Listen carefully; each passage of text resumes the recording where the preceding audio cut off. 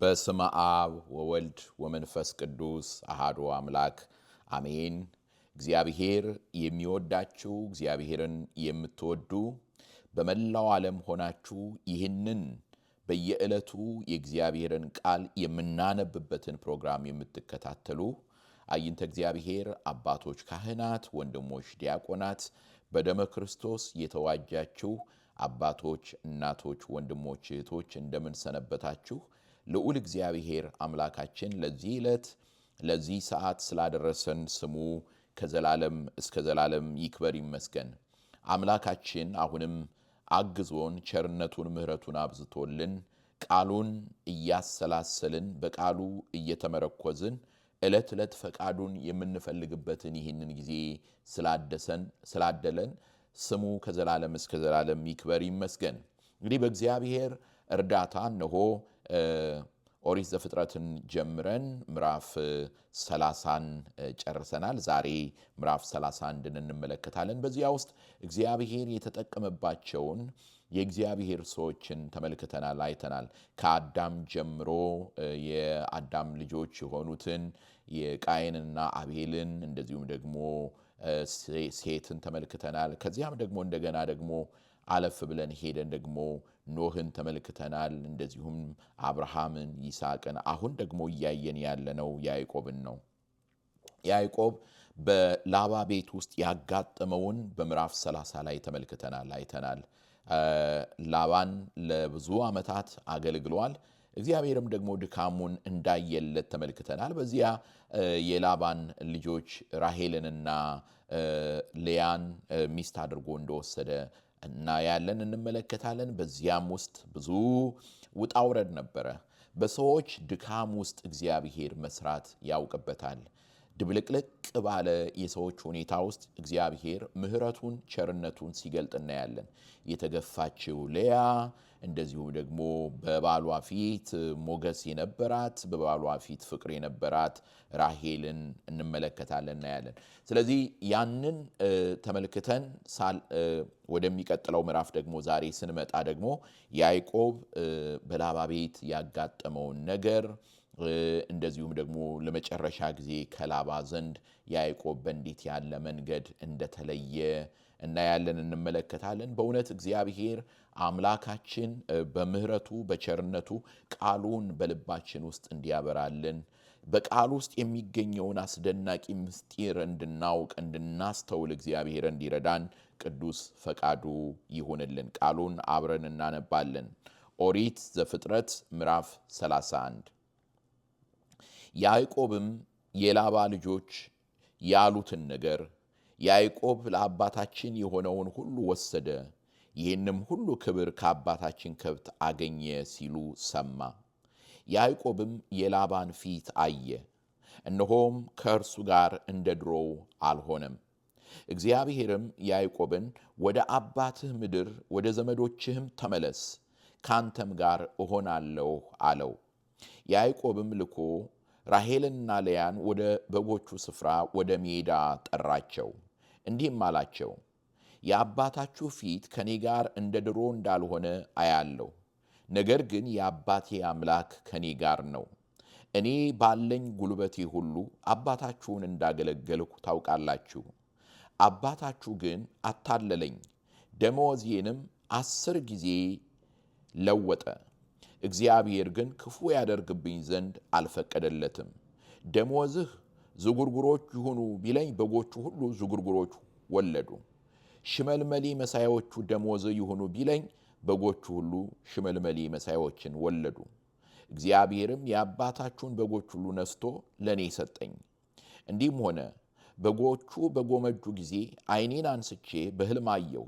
እነሆም በበጎችና በፍየሎች ላይ የሚንጠላጠሉት የበጎችና የፍየሎች አውራዎች ሽመልመሌ መሳዮችና ዝጉርጉሮች ነቁጣ ያለባቸውም ነበሩ። የእግዚአብሔርን መልአክ በሕልም ያዕቆብ ሆይ አለኝ። እኔም እነሆኝ አልሁት። እንዲህም አለኝ፣ ዓይንህን አቅንተህ እይ፣ በበጎችና በፍየሎች ላይ የሚንጠላጠሉትን የበጎችና የፍየሎች አውራዎች ሽመልመሌ መሳዮችና ዝጉርጉሮች ነቁጣ ያለባቸውም ናቸው። ላባ በአንተ ላይ የሚያደርገውን ሁሉ አይቻለሁና ሐውልት የቀባህበት ከዚያም ለእኔ ስለት የተሳልህበት የቤቴል አምላክ እኔ ነኝ። አሁንም ተነስተ ከዚህ አገር ውጣ፣ ወደ ተወለድክበትም ምድር ተመለስ። ራሔልና ልያም መልሰው እንዲህ አሉት፣ በአባታችን ቤት ለእኛ ድርሻና ርስት በውኑ ቀርቶልናልን? እኛ በእርሱ ዘንድ እንደ ባዕድ የተቆጠርን አይደለንምን? እርሱ እኛን ሸጦ ዋጋችንን በልቶአልና። ስለዚህም እግዚአብሔር ከአባታችን የነሳው ይህ ሁሉ ሀብት ለእኛና ለልጆቻችን ነው። አሁንም እግዚአብሔር ያለህን ሁሉ አድርግ። ያዕቆብም ተነሳ፣ ልጆቹንና ሚስቶቹንም በግመሎች ላይ አስቀመጠ። መንጎቹንም ሁሉ የቤቱንም ዕቃ ሁሉ በሁለት ወንዞች መካከል ሳለ ያገኛቸውን ከብቶች ሁሉ ይዞ ወደ አባቱ ወደ ይስሐቅ ወደ ከነዓን ምድር ሄደ። ላባ ግን በጎቹን ለመሸለት ሄዶ ነበር። ራሔልም የአባቷን ተራፊም ሰረቀች። ያዕቆብም የሶርያዊን ሰው ላባን ከድቶ ኮበለለ፣ መኮብለሉንም አልነገረውም። እርሱም ያለውን ሁሉ ይዞ ኮበለለ። ተነስቶም ወንዙን ተሻገረ፣ ፊቱንም ወደ ገለዓድ ተራራ አቀና። በሦስተኛውም ቀን የያዕቆብ መኮብለል ለላባ ተነገረው። ከወንድሞቹም ጋር ሆኖ የ7 ቀን መንገድ ያህል ተከተለው። በገለዓድ ተራራም ላይ ደረሰበት። እግዚአብሔርም ወደ ሶርያው ሰው ወደ ላባ በሌሊት ሕልም መጥቶ ያዕቆብን በክፉ ነገር እንዳትናገረው ተጠንቀቅ አለው። ላባም ደረሰበት። ያዕቆብም ድንኳኑን በተራራው ተክሎ ነበር። ላባም ከወንድሞቹ ጋር በገለዓድ ተራራ ድንኳኑን ተከለ። ላባም ያዕቆብን አለው፣ ለምን እንዲህ አደረግህ?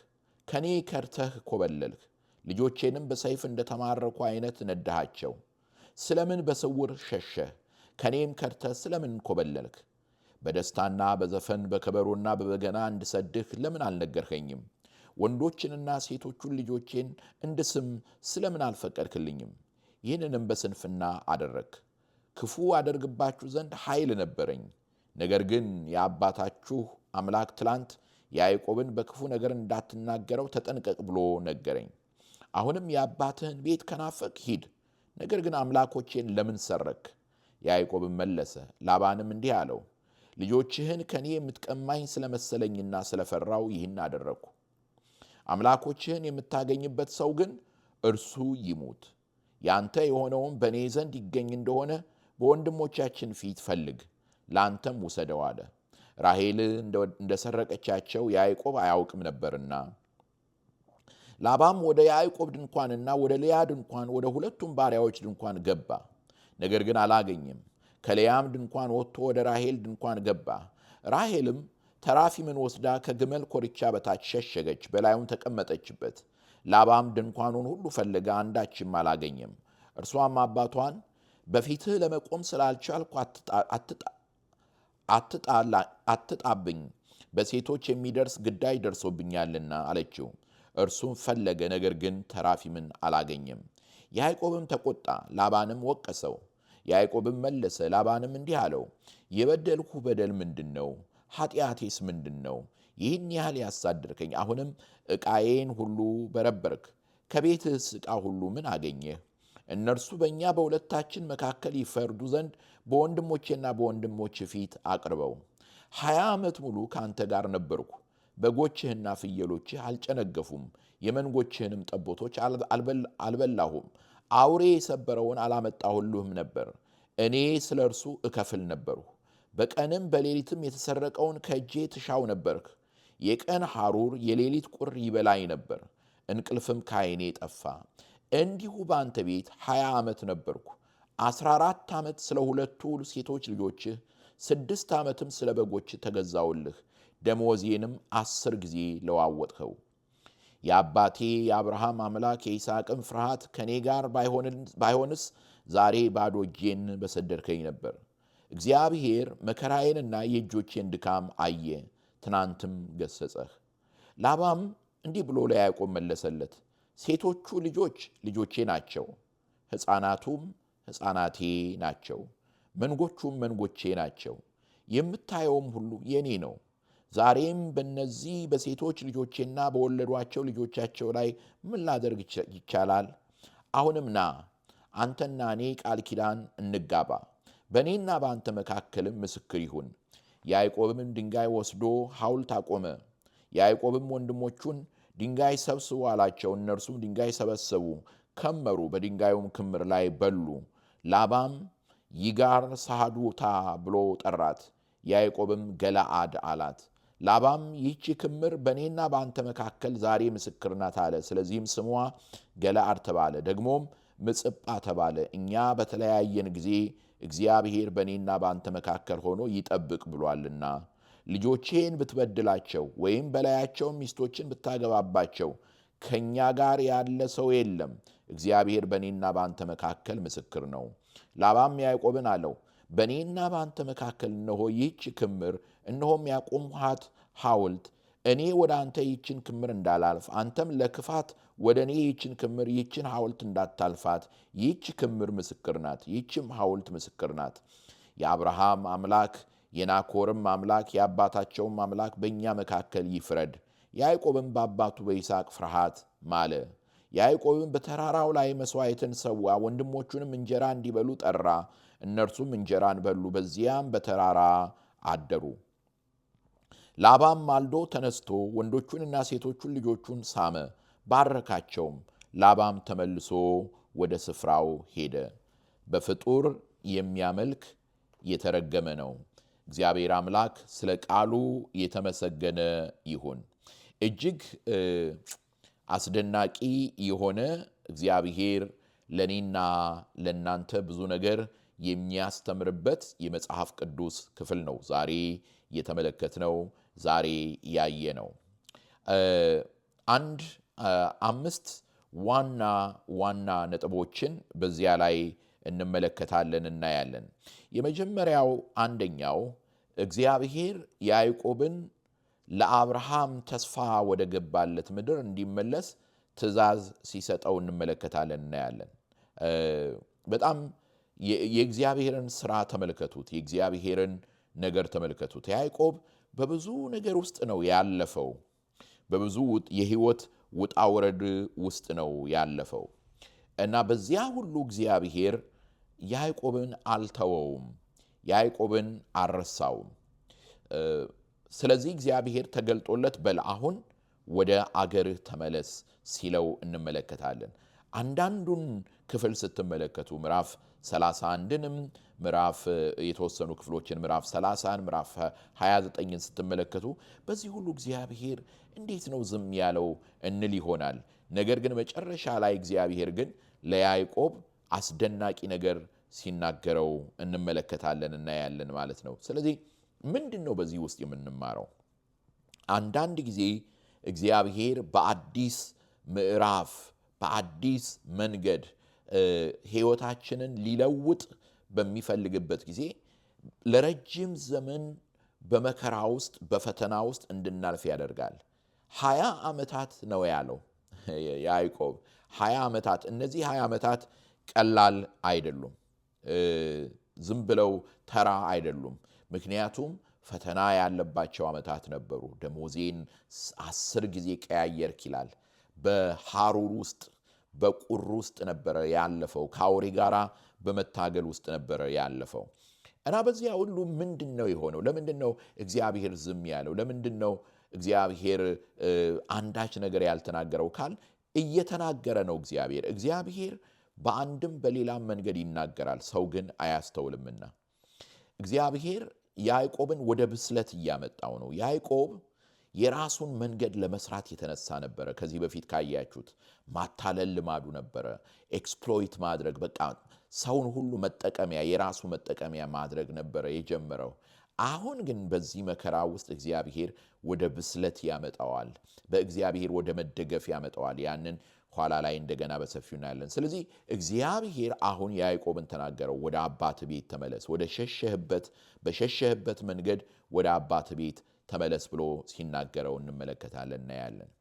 በሁለተኛ ደረጃ የምንመለከተው የምናየው ያዕቆብ ራሱ ሲናገር እንደምታዩት የበረከቱ ምንጭ እግዚአብሔር እንደሆነ ሲናገር እናያለን። በፊት ለያዕቆብ የስኬቱ የበረከቱ ምንጭ ያዕቆብ ነበር።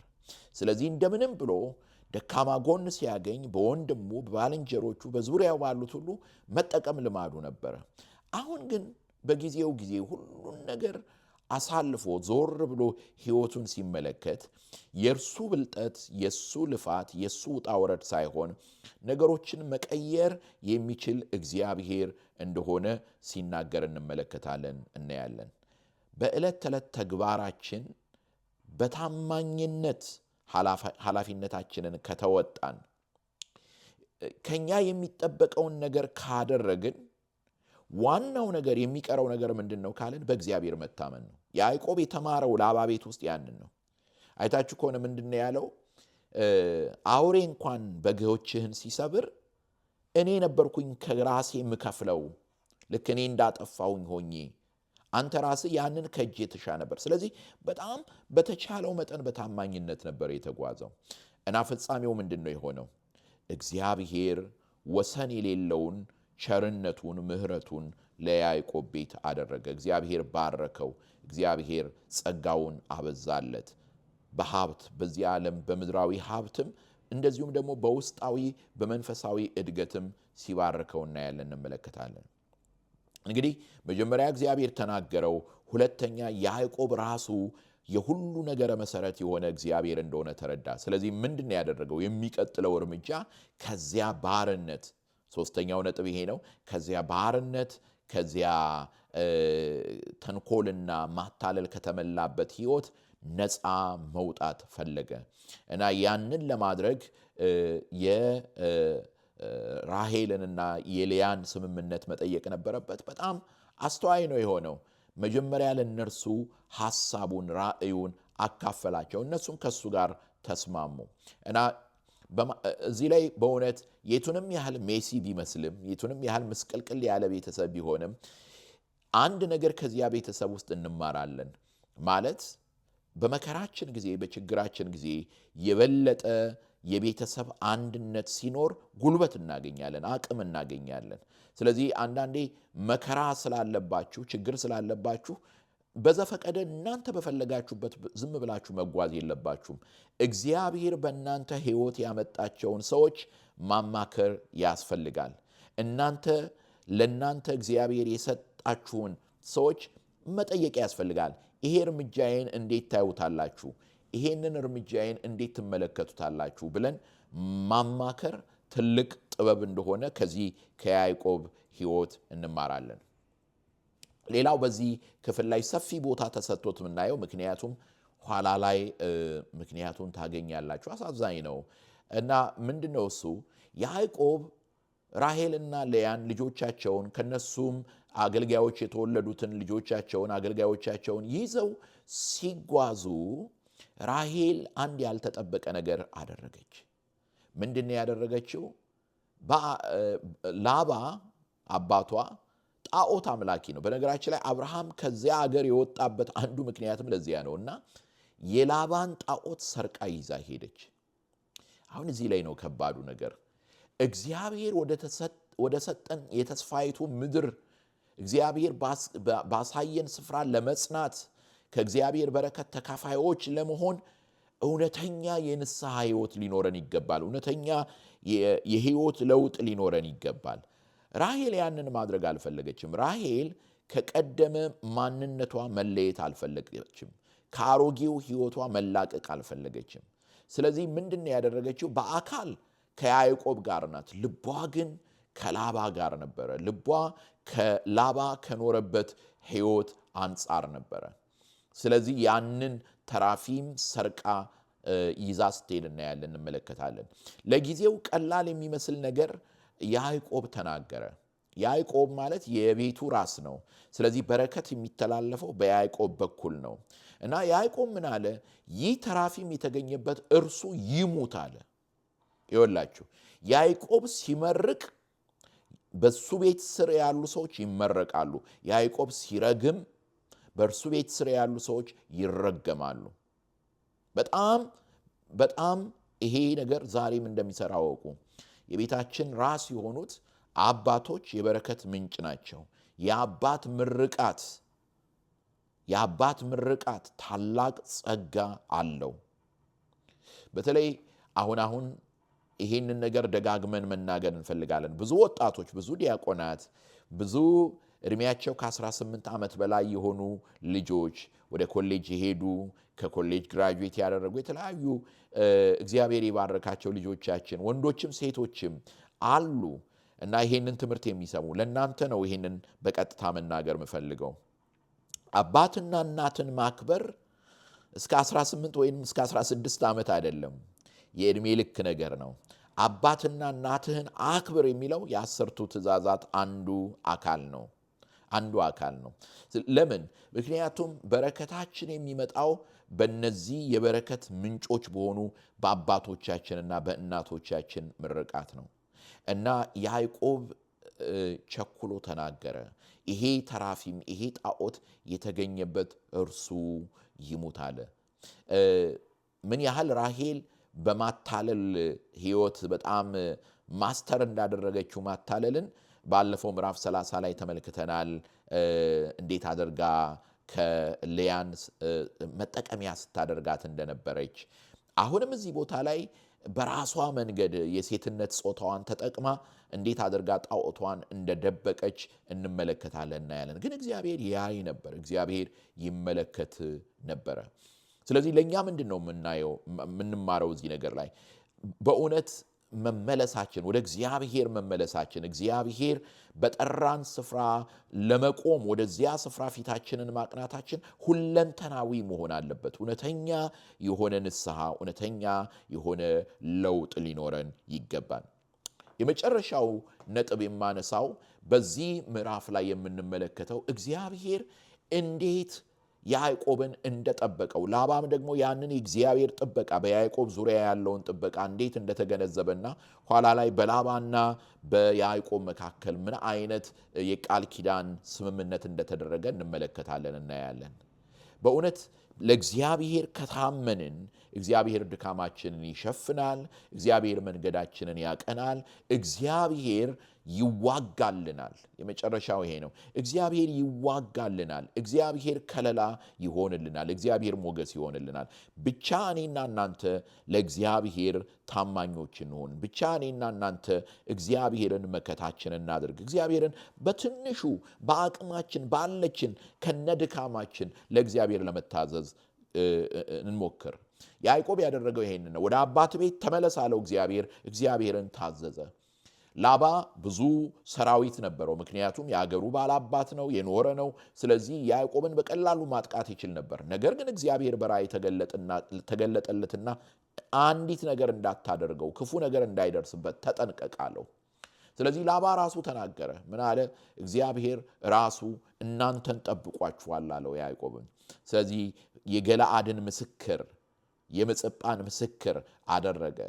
በዚያ ውስጥ እግዚአብሔር ያዕቆብን ጠብቆታል፣ እግዚአብሔር ያዕቆብን ጋርዶታል ብሎ በእውነት እግዚአብሔርን ሲያመሰግን እናያለን። ያዕቆብም ለእግዚአብሔር አሁንም ምስጋና ሲያቀርብ፣ አምልኮ ሲያቀርብ እንመለከታለን፣ እናያለን። እንግዲህ ያዕቆብ ለ20 ዓመት በስደት ከኖረበት ከላባ ቤት ሲወጣ እንመለከታለን። ወዴት ነው የሄደው? ቀጥሎ የሚያጋጥመው ነገር ምንድን ነው? ምዕራፍ 32 ያንን እንመለከታለን። እግዚአብሔር አምላካችን በእውነት ደግሞ ይህንን አስደናቂ ስራውን በልጆቹ ሕይወት ውስጥ ያለውን ታሪክ እንድንመለከት ስለረዳን ስሙ ከዘላለም እስከ ዘላለም ይክበር ይመስገን። ወንድሞቼ እህቶቼ፣ አንድ ነገር መናገር ፈልጋለሁ። በዚህ ሁሉ አሁን በ21ኛው ክፍለ ዘመን ላይ ሆነን ስንመለከት ለምሳሌ የያዕቆብ 2 ሚስት ማግባት፣ ከዛም በኋላ እንደገና አገልጋዮቹን እንደገና እንደ ሚስት አድርገው ሲሰጡ ሚስቶች፣ ያ በጊዜው የነበረው ባህል ነው እና በብሉይ ኪዳን ዘመን የነበረውን ነው የምንመለከተው እና በዚያ ውስጥ ያንን እግዚአብሔር ኢንዶርስ አድርጎት አይደለም፣ ግን ኃጢአት የመላበት ዓመተ ፍዳ ዓመተ ኩነኔ ስለነበረ ያ ይከናወን ነበር። አሁን በአዲስ ኪዳን የወንጌል ሕግ ናት ያለችው። ነገር ግን በዚያ ምስቅልቅል ነገር ውስጥ እግዚአብሔር የማዳንን ምስጢር እንዴት እንደሚያከናውን ነው የምንመለከተው። እግዚአብሔር እኛን ለማዳን የሰው ልጆችን ታሪክ እንዴት እንደሚጠቀም እናያለን። በነገራችን ላይ በአዲስ ኪዳንም እኮ ታሪካችን ይሄ ነው። የተጠራጠረውን ቶማስን፣ 3 ጊዜ የካደውን ጴጥሮስን፣ ክርስቲያኖችንና ጌታን ያሳድድ የነበረውን ጳውሎስን ተጠቅመዋል። ከሁሉ በላይ ምስክሮች እኔና እናንተ ነን። እኛን ኃጢአተኞችን፣ እኛን በደለኞችን ይኸውና ቃሉን እንድንማር ቃሉን እንድናሰላስል ረድቶናል። በእውነት አሁንም በምሕረቱ የተመለከተን አምላካችን ስሙ ከዘላለም እስከ ዘላለም ይክበር ይመስገን። ምን ተማራችሁ? በዚህ ምዕራፍ ውስጥ እግዚአብሔር ምንድነው ያስተማራችሁ? ለሕይወታችሁ የነገራችሁ የሚያጽናና ቃል ምንድነው?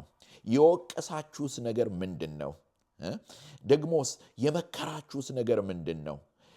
ምስክርነታችሁን ሪፍሌክሽናችሁን ጻፉ በማስታወሻ በኮሜንት መስጫው ላይ። ይሄን ስታደርጉ ቃሉ የበለጠ ወደ ሕይወታችሁ ይጠልቃል። በነገራችን ላይ ለሌሎችም እየመሰከራችሁ ነው ማለት ነው። በዚህ አጋጣሚ እየተናገራችሁ ነው። የአባቶቻችን አምላክ ስሙ ይክበር ይመስገን። ዛሬ ይሄንን ቃል ስናጠና በዓለ ሀምሳን አክብረን ነው። የዘመነ መንፈስ ቅዱስ ነው። አሁን በዓለ ሀምሳ ነው። ዘመነ ዕርገት ነው። ዘመነ መንፈስ ቅዱስ ነው እና በዓለ መንፈስ ቅዱስ ነው። ስለዚህ ጌታ መንፈስ ቅዱስ አሁንም ቃሉን በእውነት በልጆቹ አእምሮ ላይ እንዲያበራ በልባችን ላይ እንዲጽፍልን ቅዱስ ፈቃዱ ይሁንልን። ያስተማረን የመከረን የአባቶቻችን አምላክ ስሙ ከዘላለም እስከ ዘላለም ይክበር ይመስገን። አሜን።